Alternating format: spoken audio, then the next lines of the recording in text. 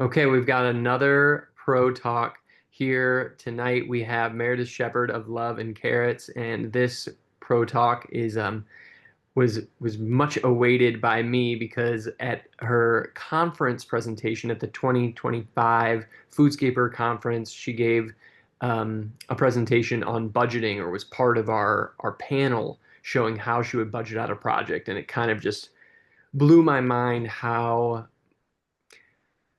much studying and note taking and just attention to detail that she and Love and Carrots have put in over the years into documenting how long things take and how to actually use that information to create thoughtful, well-informed budgets. So I'm super grateful to have you here with us tonight, Meredith, to kind of dive in and share more about exactly what we see on the screen, project estimating, tracking expenses and budgets, and to kind of see how you all do that, because I feel like you have many years of figuring this out and a really unique system that is potentially going to be incredibly beneficial to all the foodscapers out there, especially since we're working to co-launch a product together that will allow all foodscapers to be able to kind of tap into your decades of knowledge of figuring all this stuff out and then kind of hit the ground running and be able to have a well-informed budget numbers and ideas of how long things take. So with that said, I'm going to let you take it over and tell us what you have in store for us tonight. Great. Thanks, Matt. I'm excited to be talking to you. And my company is called Love and Carrots, like you said. And I'm going to start by giving a quick introduction about Love and Carrots, who we are, what we do, and our history. And then I'll dive into project estimating, tracking expenses, and budgets. Wait a minute. Here we go. Love and Carrots was founded in 2010 for the 2011 season. This is the first little flyer that I put out. Those were the simple days. This is my first greenhouse. It was in my basement. And this is the first garden that we installed for money. And back in those days, it was just me and whatever friends I could wrangle to come out. And then I slowly started building staff. But in those early days, as I'm sure you guys understand, it was a lot of work, getting up early, working outside all day, and then coming back home and putting out estimates and invoices late into the night. Now we're closing out our 15th season. We have 20 staff members, and I'm always curious about other people's setup. So I'm going to run through our staff. We have 4 administrative staff, a general manager, installation project director, accounts and communications manager, and me. We have an installation crew of 5 to 7, about 7 urban farmers, and 4 part-time designers and salespeople. We install about 180 gardens a year, and we have a roster, maintenance and coaching roster of about 130. And in addition to that, we have about 65, 70 seasonal clients typically. Most of our work is residential gardens of all different shapes and sizes. Some are larger. We do a lot of fencing and hardscaping now. Added that to our repertoire. A lot of building pergolas. Also a lot of native landscaping for pollinators and landscaping kind of all shapes and sizes. We work with community gardens, developer collaborations, restaurant collaborations.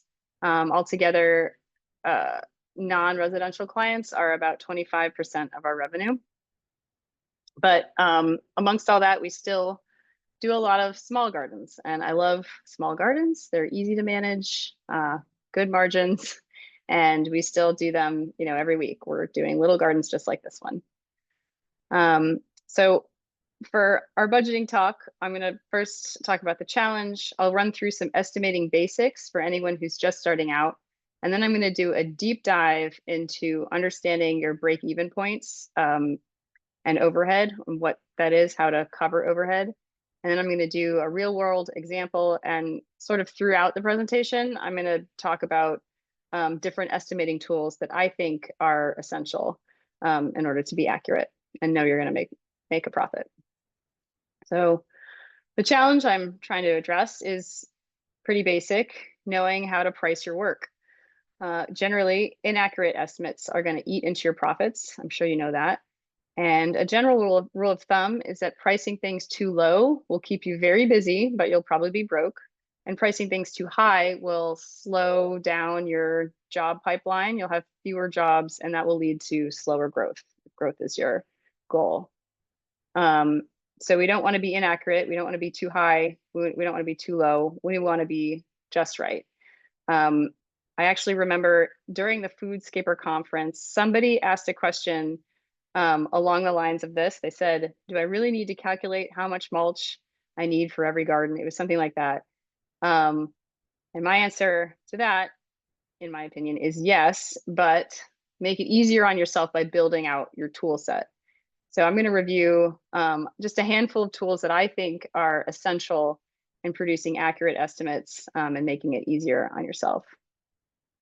The first tool is a consultation checklist, and that's because accurate site measurements will lead to accurate calculations in square footage, which then will produce accurate volumes of stuff, cubic yards of compost, mulch, etc. Also, noting slopes and grades. I'm sure all of us build a lot of boxes, and building a box on hills is not straightforward. Linear footage of mainline. Also, documenting site conditions like sod thickness, where the root zones are, even access points, parking availability. Do you need to go up steps? Is parking hard? And then taking tons of visuals, specific photos like photos of the spigot location, access photos, getting a plat map. It's a lot to remember in one visit that usually takes an hour or two because you need to measure everything about the site that could impact the time needed to complete the project. That's the goal. So I recommend having a consultation checklist. This is a snapshot, a part of one of ours. We don't use this one anymore, but it's basically a list of things to think about and document while you're on site. You typically aren't filling out everything, but it's just, reminding you what measurements to get, what photos to take, everything. The second tool I'm going to talk about is estimate templates. I think this is very essential. Estimate templates save time and they help you remember things. It's like a little gift to your future self, so you don't have to start from scratch every time. And in your estimate template, you should outline all the steps for the project completion. You should prompt yourself for material and equipment needs, and then also include prompts for other things like shop time, delivery, and disposal fees, anything else that will be a cost to you to complete the project, because costs that aren't in the estimate come out of your profit. So you want to include those costs in the estimate. This is an example of our landscape plantings template. Oop, you can't see the top, but here it is. You can see that there's lots of different prompts. We use a software called LMN, Landscape Management Network. So a lot of our additional prompts are in these buttons. You click these green buttons, and then there's more prompts within there, but you can see get mulch, soil removal, soil amendments, mulching, planting and layout, all the different things for install, for labor, and then materials and plants. A pretty basic one. We have a lot of estimate templates. Pretty much every time we build something new that we think we might repeat, I make it the estimate in such a way that we can use it as a template for later.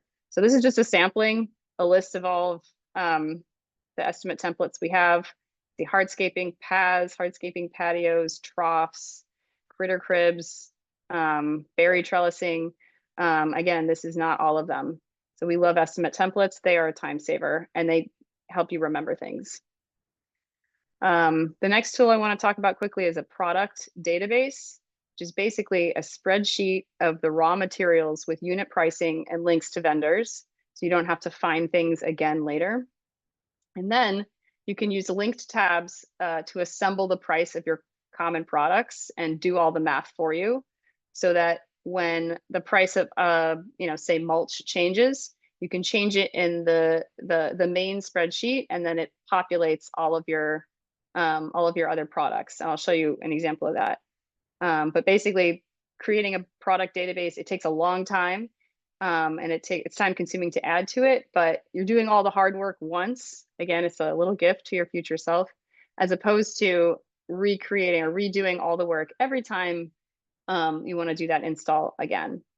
It's an easy way to keep costs updated and accurate, and you can even use it as a starter estimating tool if you don't have QuickBooks or LMN or another software. So I'm gonna hopefully, okay, that worked. So here is a copy of our product database. We don't really use this. Starting last year, we stopped using this because everything's in LMN, but this is it. So this is all the raw materials, their per unit cost, where we get them, links if it makes sense. It goes on and on and on and on and on and on and on. And we have another tab for irrigation materials. There's not too many of those. And then the rest of these tabs down here, you can see it, here's a list of them, are all the other products that we install regularly. So raised beds is a pretty common one. Here's our raised bed product sheet. We've got the sizes over here from 3x3x1 all the way down to 3x12s. And then these are all the ingredients, all the price calculations that feed to that main product sheet. So you can see up here, they're linked back to the sheet. So it's doing all the math for me and producing a cost to produce a bed. So it costs me, this does not include labor, this is just materials. I purchased $267 worth of materials to make a 3x3x1 bed frame. And that includes irrigation, mulch bags for the path, vegetable planting, drip line, all of that. So if the price of compost changes, you can just come into this spreadsheet and change it here, and then everything updates automatically. So that, I think, is an essential tool. Labor metrics are another thing. My crew is so tired of hearing me talk about metrics, but I harp on them all the time. Because as an estimator, I'm always wondering, how long will that take, right? How long will it take to plant 5 shrubs, remove 1,000 square feet of sod, build a timber retaining wall, whatever it is. So labor metrics are basically gathering labor data in basic per unit rates to inform future estimates.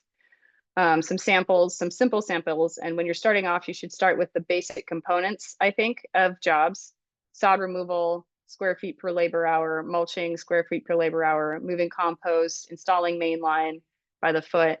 And once you have all those dialed in, then you can move to more complex tasks, either by combining the different labor tasks together or just recording it as a whole.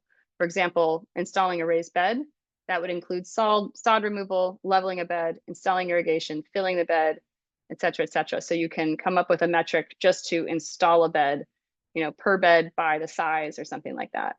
So also gathering these metrics has to be done by your crew. And a great place to do that is with your build packet. It's kind of a side shoot, but hopefully you have a way to organize your installation material and information for your crew. We call them build packets, and it's just got all the basic job information. I covered up the address and phone number and all that. And then a packing list, also total estimated hours, and other notes for them. Oops. Also in the build packet, just a packing list so they can check off what they might need. If they need like a flat shovel or a drill, they can make a note when you're reviewing the job, and then they know to pack it. Also, recording job time, because you need to know how long it actually took to do the job. So that's this spreadsheet. It'll get messy, it'll get disgusting, but you bring this back, you scan it, you put all the information in, and then you have good data. And then finally, labor metrics. So labor metrics are something that I found you need to specifically have the crew pay attention to one type of thing, and start a timer, stop a timer. I think it's important to specify only 1 or 2 labor metrics per job, and don't do them at every job because people get tired of it. So in this one, you can see I had them record plant layout time, shrub planting, and perennial planting. And then I can use this data and put it into my spreadsheet, which I'll show you in a second. Oops. So we take labor metrics. We've been taking them for years. And this is just a sampling of all the labor metrics that that we take. It's basic stuff: laying sod, sod removal, soil removal, excavation, trenching, and then also like raised bed filling, hardscapes for an irregular pathway. These are more complex jobs that have multiple components. Here's a sample spreadsheet of a labor metrics thing. So you have when that sheet comes back from the crew, you fill the data in here. It has to be usable. It takes a little bit of training to make sure they have usable data.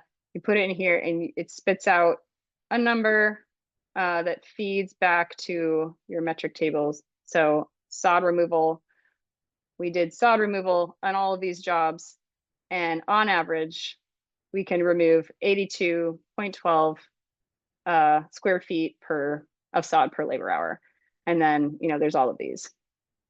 So that is how you can know how long something takes and be accurate.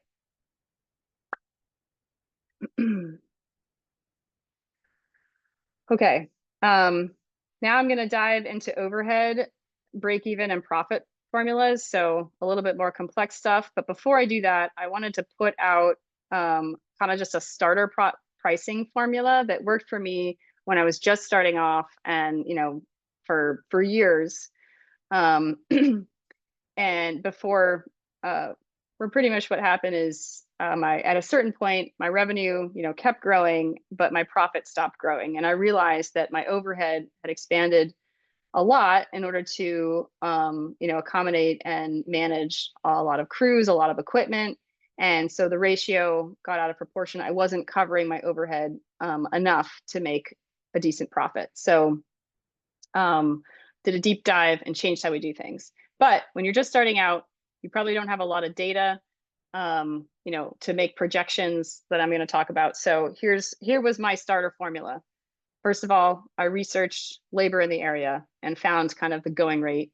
I looked up the national average right now is $68 an hour, but in some cities, like my city, I know is over $100 an hour. So that's very regional. I would start by looking up your regional labor hour rate and kind of start there. Additionally, pricing materials. This worked well, again, for many years. I just doubled the cost of raw materials for irrigation. I did 3 to 5x. And then I marked up prefab items like purchase planters or arches or something like that, and added 20 to 30%. Again, that worked for years until a certain point when I got too big and it didn't work anymore. Okay, back to the real talk. The first thing we're going to learn how to do is classify our expenses: cost of goods sold versus overhead.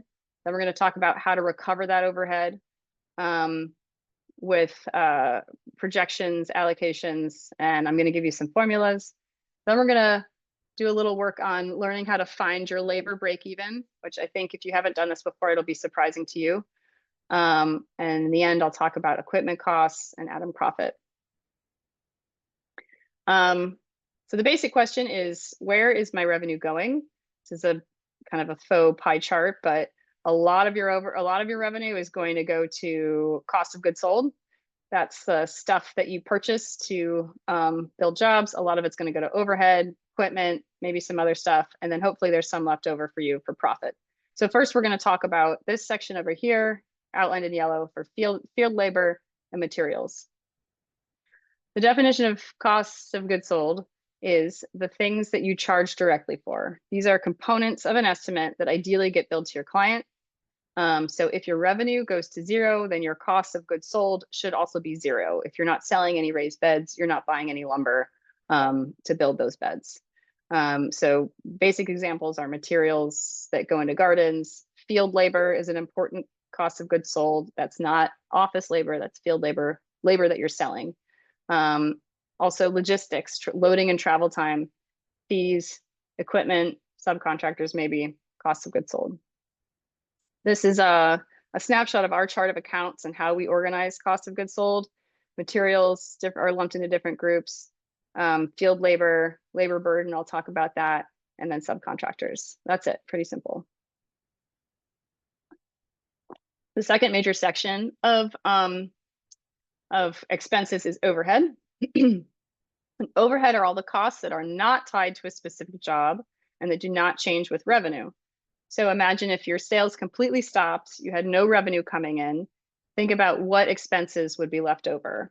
It's probably your office and sales salary that maybe includes you, your staff benefits like healthcare and 401ks, your rent, your utilities, um, insurance, software, field provisions, training and education, things like that. Experts, you have to pay your HR expert or whatever. That is your overhead.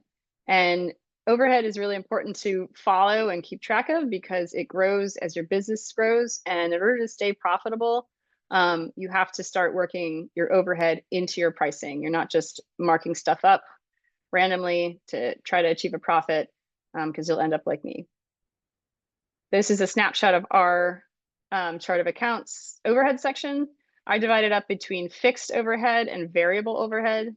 Fixed overhead is stuff that I can't really change. I need my legal and professional fees. I need a headquarters. I have to pay utilities.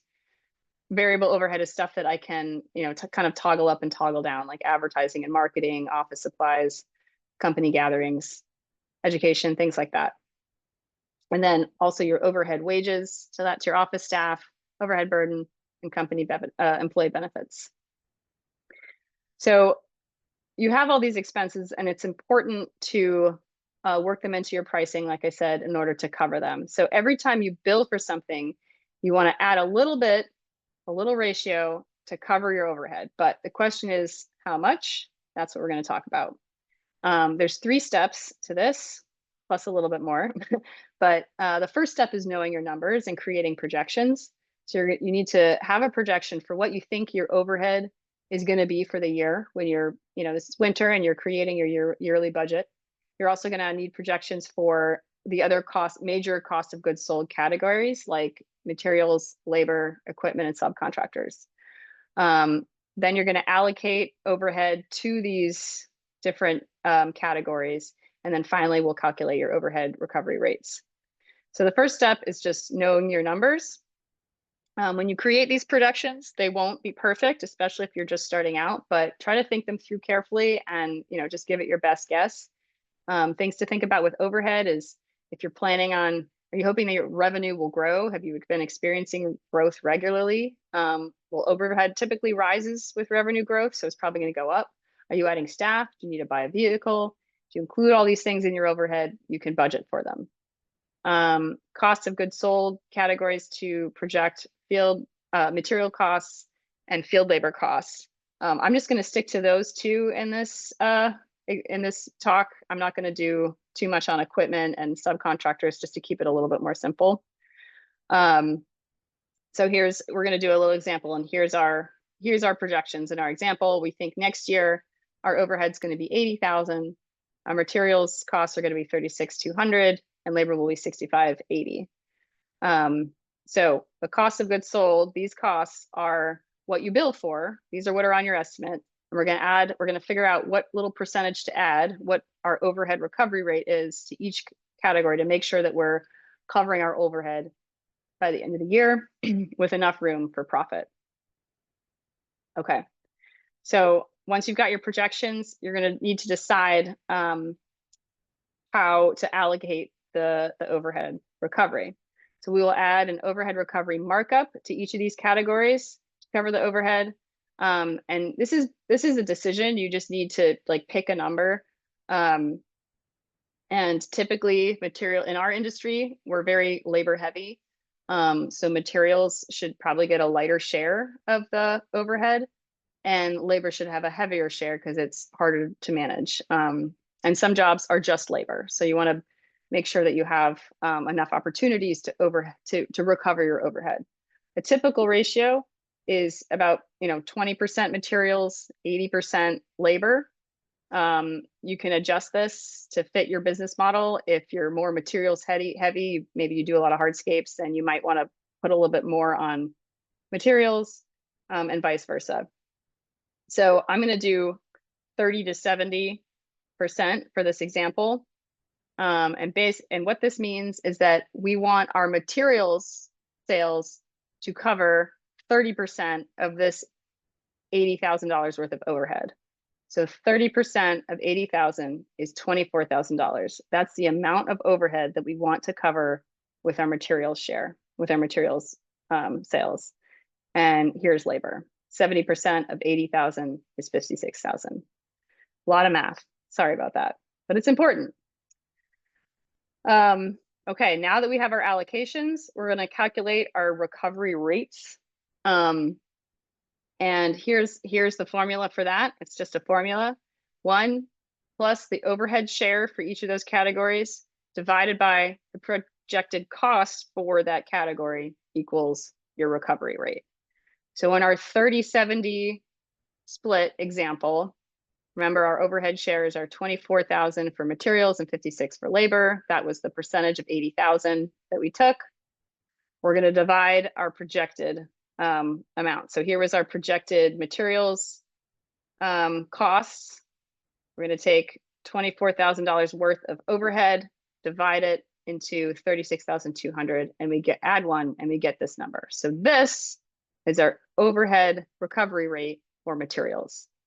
We're going to do the same math with the labor. 70% of our $80,000 worth of overhead was 56,000. We divide that into our projected labor costs, which is 6580. We add 1 and we get 1.86. So these are the factors, a little bit of markup that we're going to put on all of our material and labor sales in order to recover our $80,000 worth of overhead. So just to repeat that, for every $1 of field labor builds, you'll add 86 cents to recover overhead. And for every $1 of material build, you'll add 66 cents to recover overhead. All right. That's that section. Now I'm going to talk about labor break-even points, and it's going to tie back into overhead a little bit later. I hope everyone's not falling asleep yet. I certainly would be. I was a classroom sleeper growing up. All right, so your labor break-even point is the true hourly cost to you per hour to employ a field labor staff member. And it's so much more than just their wage. So that's what we're going to learn how to figure out. So the price of labor, which you charge to clients, is going to not just include the wage and not just the overhead recovery, which we just learned, but it's also going to include labor burden and unbillable factor. So we covered overhead recovery. We found that factor. It's 1.86. Now we're going to talk about labor burden. That's the next one. Labor burden means costs associated with and proportionate to wages. For example, the set government costs that you have to pay.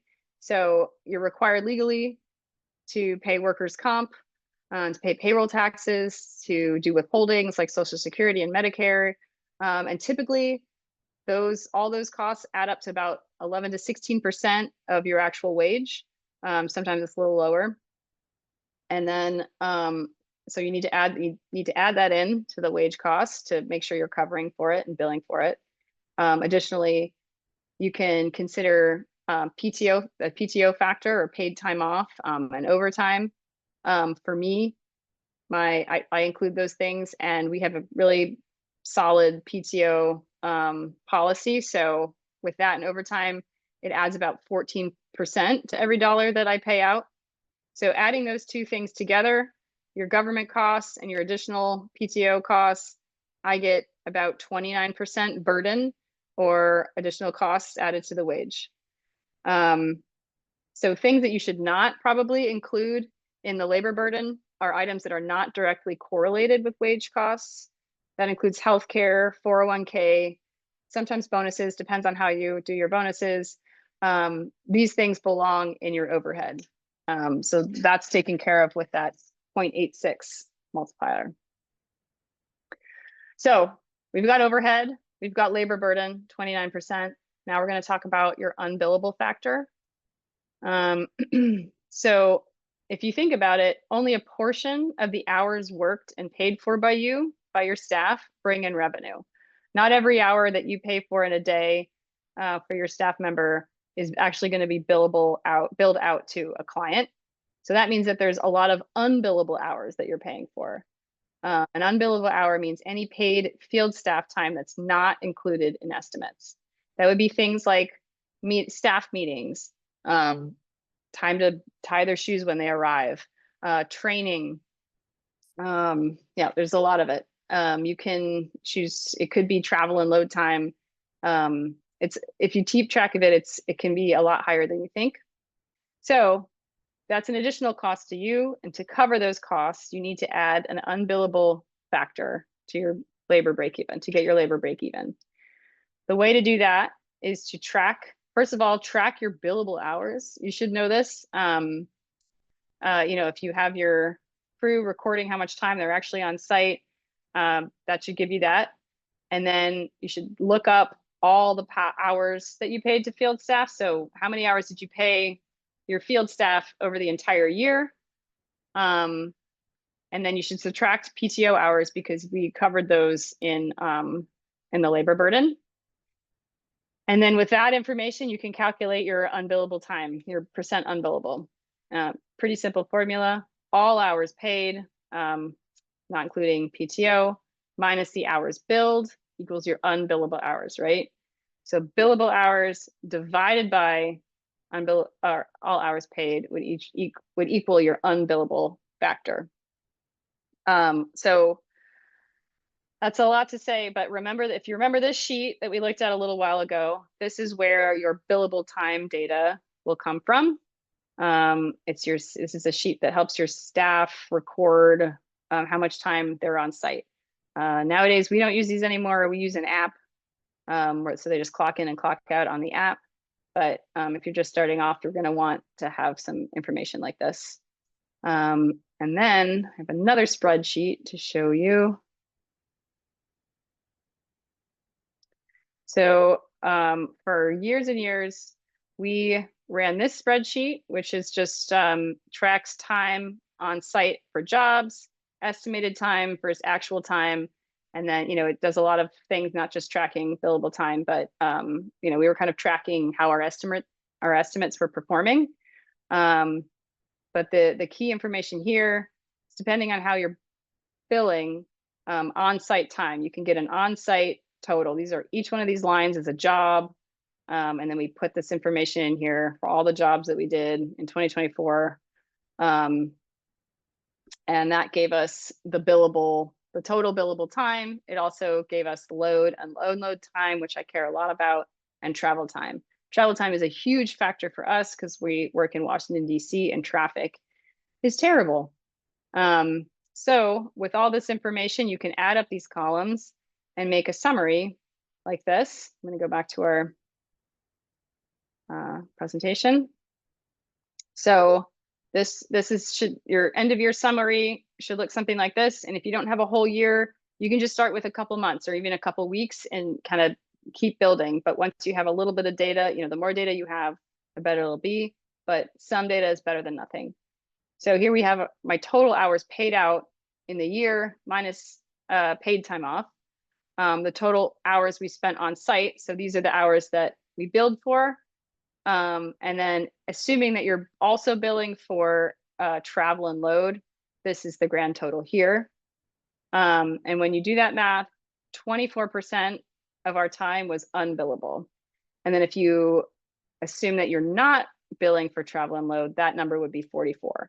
This number shocks me every year and I lose sleep over it, but it's something that we're constantly working on. And I think that you should do this exercise too and see what yours is. Yeah, that's the data that you need. So that's gonna be another factor that you're gonna add to get your labor break even. I'm going to do a quick sidebar about considering travel and load, which I call mobilization costs. And, at some point you should decide whether or not you're going to bill directly for travel and load, bill it to the client, or include it in your estimates. If you do include it in your estimates, then, your estimates there's some pros and cons. Your estimates will be more exact. You'll have precise travel and load times, but it's hard to provide easy options in an estimate for a client if you want to break out different components of a build. because you'll have to keep dividing out the mobilization costs, between the patio and the herb garden and the fruit forest or whatever it is, and recalculating those. And it just takes a lot of time to edit the estimates. You're constantly recalculating. Including your travel load and your unbillable hours also has pros and cons. Your estimates are a little bit less exact because you're just using a percentage, especially for small installations that can get pretty out of whack because it does explode it raises your labor cost by quite a bit. However, it's really easy to lay out options like a menu in an estimate for your client.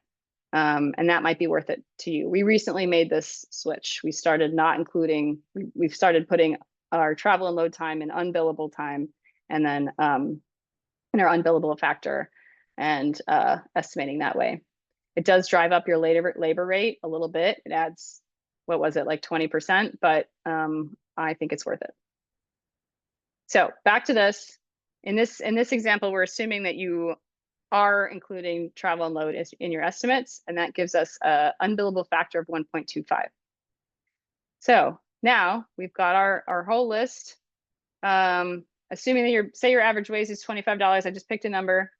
You need to add all of these additional costs to understand what your true labor break-even point is. How much does it cost you to employ a field staff member for 1 hour? And remember, this is just field staff. This is not office staff, people that you're billing for. And when you multiply all these together, you get 2.99 times 25 is $74.68. So by this example, it costs about $75 to employ somebody, a field staff member for an hour, which is probably, I don't know, when I did this exercise the first time, it was much higher than I thought. And from there, then you will add your profit margin, call it 15%, to get the labor rate that you would bill out to a client. So that's labor break even. To summarize one more time, in this example, this is not across the board. This is just a random example. I used random numbers. Multiplying your average wage by 2.99 will give you your break even labor rate. That is what you need to charge to roughly cover your overhead, your labor burden, and your unbillable time before adding profit. Okay, we're almost done. Quick note about vehicles and equipment. Once you start to grow a lot, these can become a pretty significant cost. And separating vehicles from overhead, not just lumping them in, like probably when you're starting out, you just put your vehicle costs in overhead and factor it that way. But at a certain point, it probably makes sense to take them out and make them their own cost of goods sold category and run through that whole exercise of applying an overhead markup to them. And that will ensure that costs are allocated more fairly, because some jobs are heavy use on vehicles and others are kind of light use. And you don't want your light use jobs to be subsidizing your heavy use ones. So quick steps to doing this is you find your annual cost by vehicle for each vehicle. You'll go through this exercise, or each piece of equipment, whether it could be a skid steer or something. You start with the price to replace that piece of equipment this year. You're going to do this every year as your budgeting cycle, minus the resale value. So in the end of its life, after you've owned it for 10 years or whatever, how much do you think you can sell it for? So that's the total cost to own it. Think about how long you plan to own it. Is it 10 years? Is it 15 years? 5? Add in other annual expenses, insurance, repairs, maintenance, fuel, registrations. So you get your total annual cost for one vehicle. Then you estimate the annual usage that you think you might get out of this truck or whatever it is. Starting with the days is probably good. How many days do you think you'll use it in a year? And then get that down to hours, or you could just stick with days. And from that, you calculate the hourly or daily cost. So annual cost that you calculated from up here, divided by the hours used, is your hourly cost. Then you can make any necessary adjustments that you need to. You could add overhead recovery. A typical recovery percent for equipment is about 5 or 6%, pretty small. You can even add a profit margin if you want to. And now you're ready to, when you make those calculations, you're ready to apply it to estimates. And we include a line item for vehicles hours on each job estimate. So to summarize everything that we just did, we made it through the math. Start with your materials. We found our overhead recovery markup was 1.66 in this example. Then we found our labor break-even point, which was included our overhead recovery, our labor burden, and our unbillable percent. Those all multiplied it together, gave us 2.99 multiplier for our break-even. Then we're, adding equipment. You do the same thing with subs. Maybe you have some other markups you want to do. Finally, you get your break-even point for the job. Then you add profit, and that brings you to the final client price. So now I'm going to do just a quick example of what this might look like. Start with your materials. Say you have a little job, you've got a couple raised beds to put in, you need about $130 worth of mulch, et cetera, plants, irrigation. So your cost, the charge on your credit card bill is going to be $17.18 for this job for materials. You need to multiply this total and all those totals by 1.66 in order to get your materials break-even point. This includes your overhead recovery here. So if you can sell these materials for $28.51, then you will be breaking even with zero profit in the end of the year. But you're going to add your profit, call it 15%, call it 20, and this gives your materials price. For labor, it's the same kind of exercise. You're going to estimate all your hours for all these different parts of the job, getting the mulch, clearing and mending, loading, unloading, travel. Note that I put those in there. Say it's a total of 35 hours to complete this job. With your wage, if your average wage is $25 an hour, the wages total will be $875. Then we're using this multiplier, our break even, to get 2,616. So if we sell this labor for $2,616, we're breaking even. We're covering overhead, but we're not making a profit. So we add our profit, 15%, and that's our price. Add in the equipment, call it 40 hours for 35 labor hours. That's pretty typical, I think. The hourly cost, this is a pretty average hourly cost for our vehicles, was $38. All I'm adding is a 5% price markup, and then I just want to cover my costs. So this number is just 38 times 40 plus a little markup. Oop. Okay. Add it all together. Our materials price is $3,279. Here's our labor, equipment.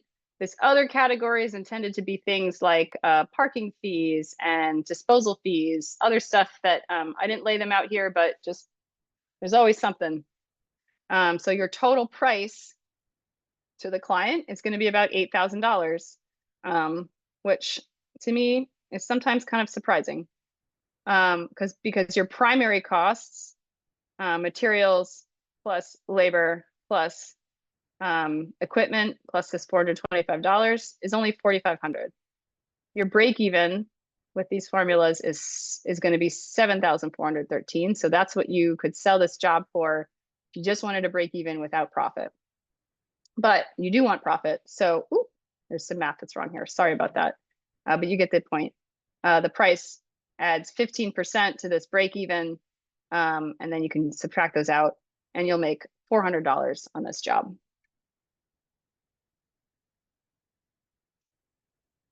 One last note about paying yourself. It's hard to know how much to pay yourself. Benchmark that I've discovered with a lot of research and asking local landscapers and other business partners is like 6 to 15% of revenue. A lot of sources say 10% of revenue is a good benchmark for a company owner's take home. If you're just starting out, you might want to pay yourself hourly because your hours are probably pretty unpredictable and that's kind of difficult to tie to a salary. Most of your time's probably in the field if you're just starting out, so you are billable to clients, and your income's probably pretty unpredictable. Maybe it's not your main livelihood, but it probably doesn't make sense to assign an hourly pay if you're just kind of, if things are really unpredictable. Um, Salary, pay yourself a salary, and that salary would be included in overhead. If most of your work at this point is administrative and supervisory, but not billable, so you spend most of your time not actually working on jobs, and a good time when your revenue is predictable and steady, and so is your work. A lot of you might have a combined approach where your work is a healthy mix of administration and field work. And in that case, I'd recommend using a ratio. So maybe you put 50% of your salary in overhead, and then the rest of your time, if you spend 50% out in the field and 50% in the office, just divide it up. Put a little bit of your salary, or 50% of your salary in overhead, and then bill for the rest of your hours. So there's multiple ways to do it. Just to review, we talked about some cool field tools that I'm excited to be working with Foodscaper to bring these products to you guys. Consultation word worksheet, a build packet, labor hours worksheet, metrics worksheet. We reviewed some office tools, and we learned some very exhausting formulas that are important nonetheless. And that's it. Thank you. I'm going to stop sharing my screen, I think. Thank you so much, Meredith. Oh my gosh. You just laid it down so beautifully. Is everyone Uh, awake? I think everybody is very much awake, and I think basically we had a bunch of people late to the game here because we had a bad Zoom link that went out. We did discover that. And so Oh, a lot of people are a bit came in late, but I want to first kind of while we're still recording, just open things up to questions and make sure that we can get, people's questions answered that are part of this here. The one that I'm seeing right now says being very new to financials of the field, the format's very helpful. Struggled with charging rates, so this helps me determine rates. If you have any other suggestions on how to get yourself more comfortable with billing higher rates, please share. You have anything else that comes up there, Meredith? I think this is probably a pretty common experience for everyone. I know myself in the beginning, I used to not even charge for consultations, and I felt like I was running all over the city, spending hours every day, and just handing out free advice and with nothing to show for it. I think I could start by saying, like, you have experience that's valuable. There's a reason why these people called you. And number two, I think that, for me, running these numbers, going through these formulas, and actually, keeping track of my overhead and figuring out how much it's actually costing me really helps me understand and feel more comfortable charging what I have to charge. Because if you run through the formulas and you understand, okay, this cost me 7,000, you're not going to want to sell it for 7,000, or let alone 6,000. So that for me really helped. Just knowing the numbers, I think, is important, and having confidence that you have, a valuable expertise. Foodscaping is really popular for a reason, sweeping the nation, and it's in demand. And so don't sell yourself short. Don't work for free. Yeah. Um, we got one other question, which was how long were you in business before you started tracking all of this stuff? We didn't track all of this from the beginning. I think it was kind of a slow march. So, for example, the consultation spreadsheet was something I came up with like probably in year 1 or 2. And then we started tracking actual time a couple years later. But it's something that I really wish I'd done right in the beginning, because I think, I could have saved a lot of headaches later. But I think by the time we were really tracking all of this was probably like 6 or 7 years in. Um, Yeah. Yeah, that's great. Um, and I want to actually ask, do you mind, Meredith, bringing up sharing your screen again and showing us all of those things that you're working on? all of the things, the The spreadsheets. like yeah, the end, like all those packets that we were Oh where you yeah, were yeah. talking about the things that Just we're the list. collaborating on. Yeah. So while she's bringing that up, I just want to share with everybody that one of the things that we are collaborating with, when I say we, the Foodscaper, we're collaborating with Meredith and Love and Carrots on bringing everything that you all saw tonight to like products that we can offer you so that you don't have to create any of this stuff yourself. So all of these different field tools, all these different worksheets, the build packets, all the formulas, all the office tools, we're going to be offering that stuff in a co-branded package to anybody who is interested in using this stuff. That's all going to be, offered through the Foodscaper website. And when people who purchase that will have the opportunity to get like a training video as well that Meredith is going to make that's going to accompany that. So that's one of the things coming down the pipeline for the Foodscaper that we're really excited about to draw on, the fact. Did you say that this is your 15th year, Meredith? Mm-hmm. And Yeah, I 15 years. mean, I can say like this is my ninth year doing this, and we're just like not doing nearly as good of a job as you clearly were 9 years in terms of tracking all this. And I just want to say, at least personally, like I find this incredibly inspiring, and it like illuminates so many of the question marks that I have had and continue to have around creating really solid budgets based in reality. Um, and I also want to say that for everybody here who showed up late, we're going to email this presentation out to everybody who signed up for this class. And then for those of you who didn't, we are also going to be keeping this recording going in the membership so that people have this as a reference. Um, and I'm going to stop our recording here.